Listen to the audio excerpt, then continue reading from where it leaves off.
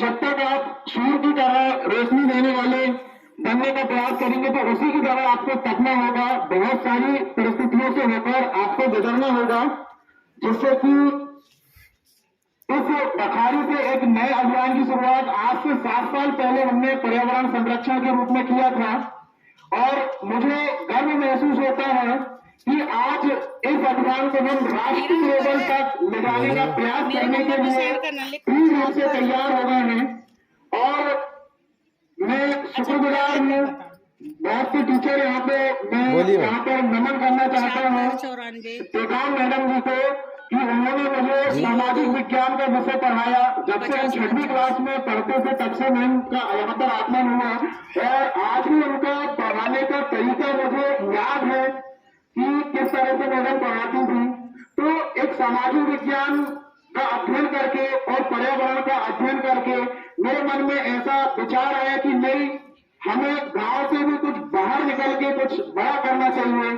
तो उसी के लिए यहाँ पे लिखूं जो कि मैंने अभी पिछले कुछ दिन पहले आपको आजाद प्रकृति पर्यावरण मित्र बनाने के लिए आपको संकल्पित किया। पूरे क्षेत्र भर के स्कूलों में मैं भ्रमण किया और विद्यार्थियों को संकल्पित करवाया। तो मैं आप सभी लोगों को बता दूं कि हमारे जीवन में कम से कम जीवन में एक पौधारोपण करके हमें संकल्पित लेना है। जो इस तरह से अगर आपके घर में कोई पात्र है, छोटे पौधे आपको कहीं भी बारिश के दिनों में दिखाई दे, आप ऐसे संरक्षण करके उसको बड़ा होते तक पालना है आपको, ठीक है। तो इसी अभियान को हम राष्ट्रीय स्तर तक पहुंचाने के लिए हमने एक बहुत ही बेहतरीन तरीके से एक संस्था का निर्माण किया है और बहुत ही खुशी की बात है कि उस संस्था का नाम अप्रूवल भी हो गया है, जिसका नाम है EPH ग्लोबल अर्थ केयर, मतलब एनवायरमेंट प्रोटेक्शन हेल्पिंग ग्लोबल अर्थ केयर का नाम हमें मिला हुआ है। और हम प्राइवेट लिमिटेड में हम यहाँ पे आ रहे हैं और हमारा जो लक्ष्य है, चूंकि वो दोस्तों मनुष्य का जो स्वभाव होता है, मनुष्य की जो सोच होती है, जो सोच ले तो हो जाता है। आज मनुष्य भी चांद में जाके और वापस आ गया और आज कंटिन्यू रिसर्च कर रहा है।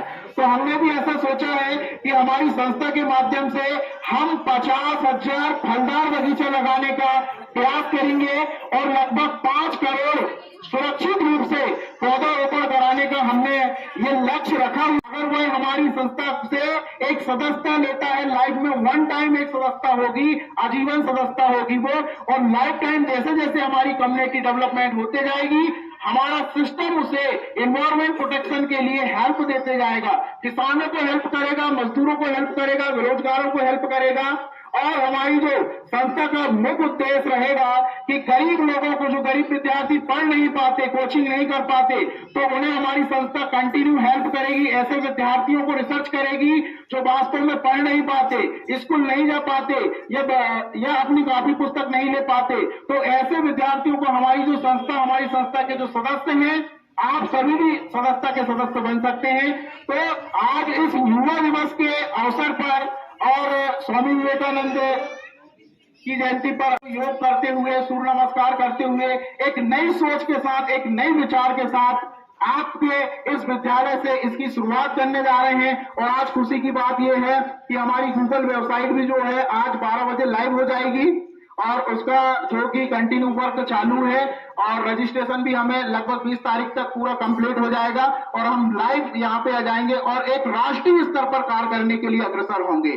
तो ये हमारे गांव के लिए भी एक सौभाग्य की बात होगी। अभी तक हमने पुस्तकों में बाहरी अभियान को पढ़ा, अब हम ऐसा कुछ करने जा रहे हैं कि हमारे गांव का नाम राष्ट्रीय स्तर पर होगा।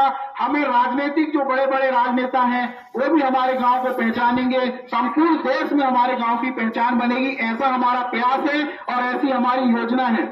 अगर हम किसी भी कार्य को करते हैं तो पहले से योजना और दूर दृष्टिकोण से अगर हम उस काम को अंजाम अगर देते हैं तो 100% आपको सफलता मिलती है। और मैं सभी विद्यार्थियों को एक फार्मूला बताना चाहता हूं। देखिए, मान लो हार है और ठान लो तो अगर आप अपने जीवन में मान के चलते हैं कि यार मुझे पढ़ना नहीं आता, मैं इस सब्जेक्ट में वीक पॉइंट है, मैं इसमें माइनस में जा रहा हूं, तो आपने मान के चला है कि यार मैं हार गया हूं। लेकिन अगर आपने ठान लिया कि मैं ये करके दिखाऊंगा, मैं इस सब्जेक्ट होके दिखाऊंगा, तो 100% आप जो है उसमें सफल होंगे। तो आप सभी के लिए, समाज के लिए, पर्यावरण के लिए हमारी ये संस्था वर्क करेगी। मेरा आप सभी से निवेदन है कि आप अपने जीवन में एक पौधारोपण करके उसका पालन पोषण करके संकल्प करके कम से कम 11 अपने जैसे सदस्य तैयार करना है, जिससे कि हम इस पर्यावरण को एकदम हरा भरा बना सके। इस पृथ्वी को हरा भरा सिर्फ कारण है कि निरंतर कटते हुए पेड़ पौधे। अगर मानव जीवन को इस पृथ्वी पर सुरक्षित रखना है तो बहुत कमाने की जरूरत नहीं है, बहुत विकास करने की जरूरत नहीं है। आपका विकास यही धरा की धरा रह जाएगा, आपका किया गया कर्म यही धरा की धरा रह जाएगा।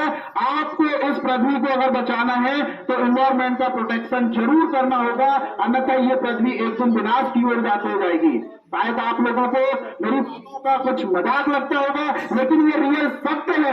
अगर मानव जीवन को इस पृथ्वी पर बचाना है तो 100% एनवायरमेंट का प्रोटेक्शन अगर आप नहीं करोगे तो इस पृथ्वी पर जीवन भी नहीं रह पाओगे। आपने कोरोना जैसी स्थिति को देखा है, अगर इससे बड़ी विकराल स्थिति से आप और रूबरू होना चाहते हैं तो आप पर्यावरण से दूर रहे, और अगर नहीं देखना चाहते तो आप पर्यावरण को संरक्षण करें, गले लगाएं।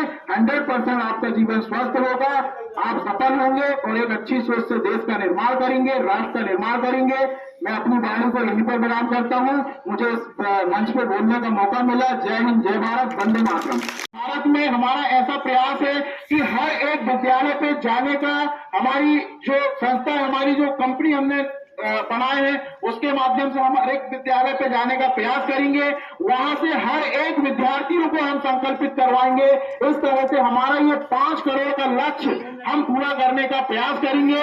और सबसे अच्छी बात है कि अभी तक हमने सिर्फ पौधा लगाया है, उसका पालन पोषण किया है और उससे हमें कोई आर्थिक मदद नहीं मिली है, लेकिन हमने एक ऐसा ग्लोबल अर्निंग सिस्टम यहाँ पे तैयार किया हुआ है। अगर कोई हमारी जो संस्था के माध्यम से अगर एक सदस्यता लेता है तो उसे लाइफ टाइम आजीवन एनवायरमेंट प्रोटेक्शन के लिए उसे मदद आती रहेगी, चाहे वो किसान हो, आम